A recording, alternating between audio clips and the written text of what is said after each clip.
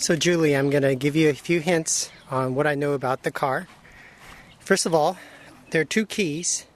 They're identical, so you can use either one. I would recommend that you lock and unlock with the key rather than trying to lock it from the inside and walk away. Now, the passenger side door cannot be unlocked with this key because at some point in the past somebody had changed the ignition lock and matched the door key to the ignition lock, but not the passenger door. So that's okay. You can just unlock the passenger door from the inside. I would recommend that you not dangle a lot of keys from here because this ignition key is going to be hard to replace. It's like $650 to replace this whole assembly. And if you dangle too many keys from it, it's gonna put wear and tear on it. Interesting thing about this car is that it starts kind of rough because of the Weber carburetors that's built in. So what you do is you push once, then you crank, but keep your right foot about a quarter of the way down. So let me keep it a quarter of the way, crank. There, and it starts up fine. There, so you push it once, then when you crank, you keep it down about a quarter of the time. A quarter of the way. A little bit about the radio. The power is this source button right here. You push it to turn it on, and then to turn it off, you push that source button again, but you hold it for a couple of seconds, like that. Okay, and it turns off. Another feature about this radio is that if you pull the key out, listen to you hear the 3 beeps from the speakers. That's to remind you can pop off the front faceplate. So you push this button on the bottom left-hand corner, the faceplate pops off, and you can take it with you so people wouldn't steal the car. And then come back, you just put it onto the right side, and then push the left side, lock it in place. So those 3 beeps are to tell you that to remind you to turn on. To pull the faceplate off. Here's the new air conditioning system. This control on the left is a 3-speed fan, so you turn it on to 1, 2, and 3 to turn on the fan, and the vents are there and to the right. And then this button here to the right is to turn how cold it is. So right now it's off, but if I turn it clockwise, it just gets colder and colder, and then turn it counterclockwise until it's not so cold. Let's see.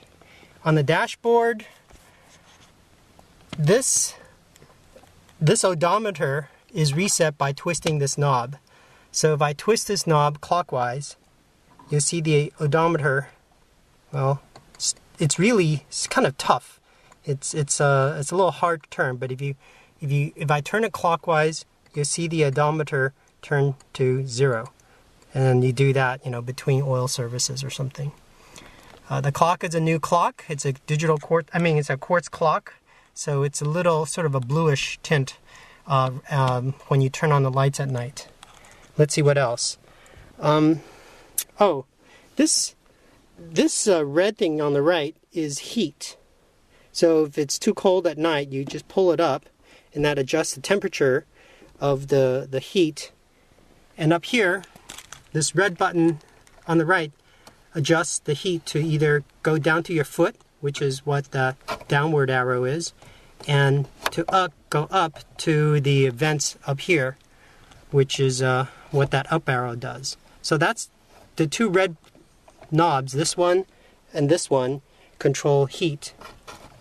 And this middle black one controls the vent to go for the cold air to go either to the foot or to the face.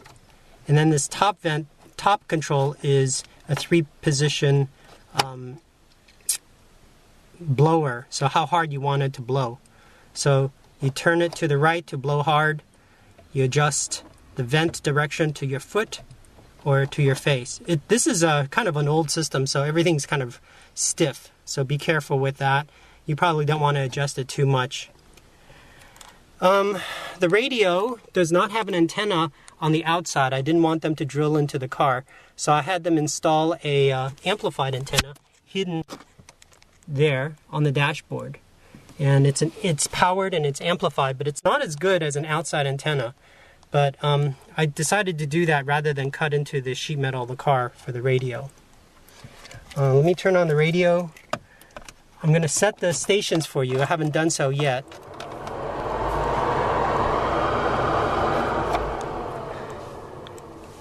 To turn on the radio, as I said, you push the source button and it turns it on. There's a, if you keep on pushing the source button, you'll go to the different aspects of the radio. There's front auxiliary, which is this little jack there where you can plug in an MP3 player.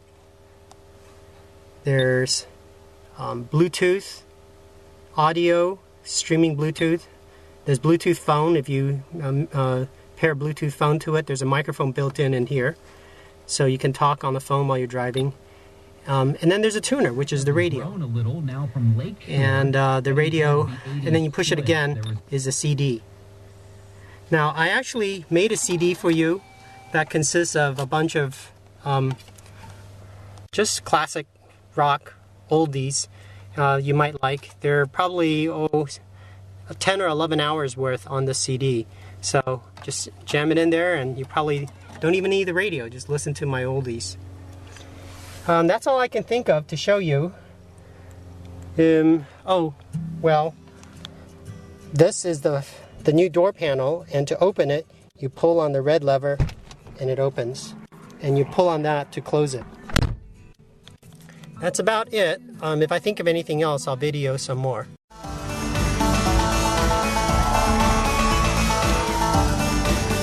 Well, here's the final shot.